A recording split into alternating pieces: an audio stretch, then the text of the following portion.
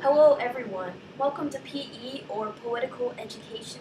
The subject on hand today that we will be talking about is, drumroll please, abortion. This is a pretty difficult topic to discuss, so that's one reason why I want to get it out of the way first.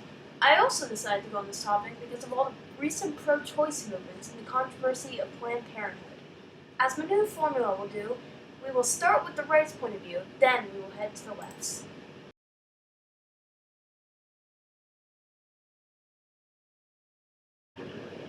The right side. I will now be stating the conservative point of view, not my personal opinion.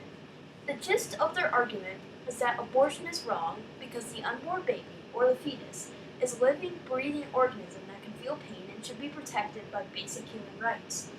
They're saying that killing babies is wrong and that you can easily just put them up for adoption. According to statistics, they say, of course assuming that a fetus is a living being, abortion is the biggest genocide in human history, outnumbering the Holocaust and the Stalin massacre. Now, I'm not going into opinion yet, but here's the question of the day for my conservatives out there.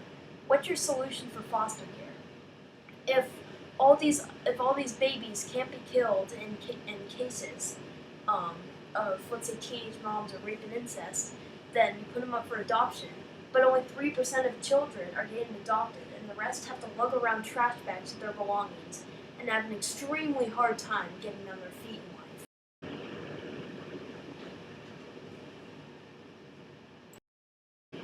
The left side.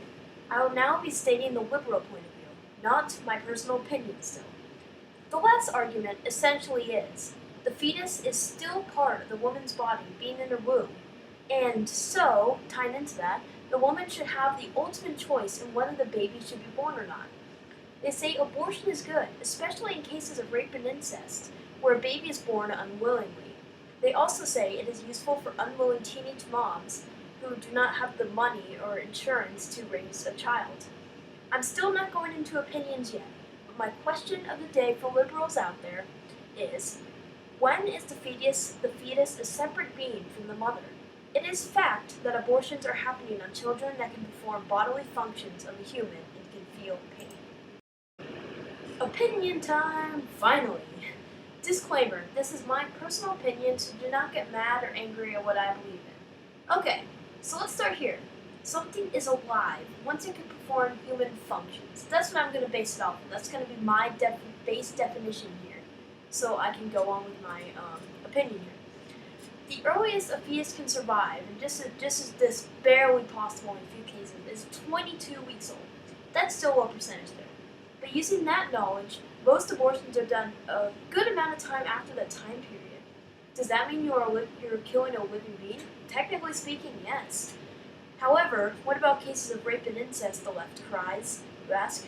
Before we talk about that, I want to point out this is the only 1 measly percent of all abortions.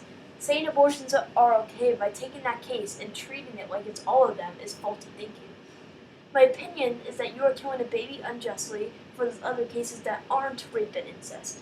Now that we've gotten that out of the way, what about that marginalized case? Well, just because the circumstances are bad doesn't justify the act of killing a baby. The mother shouldn't decide whether the baby inside of her performing basic human functions is important or not. Personally, I thought the left would care more about the baby since they claim to be for morals and rights. If the impregnated woman doesn't abort their babies and they don't have the financial ability to raise them, then I have a few solutions. First off, we need to fix foster care so these babies born in hard cases could have a chance to live a productive life in society. That'd make the mothers less worried about their kids' futures without having the financial ability to do anything.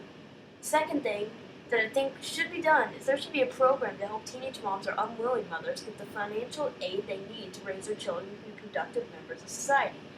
I would be willing to pay my tax dollars for that, since it is only 1% of abortion cases the aid would cost us an arm or a leg to make that program. Anyway, I think I'm going to wrap things up here. This has been PE, and I hope you've learned some things that can help you make an informed decision on this issue. Leave your thoughts in the comments below, and be sure to subscribe to my channel for new content. Thank you all for listening, and I'll see you later.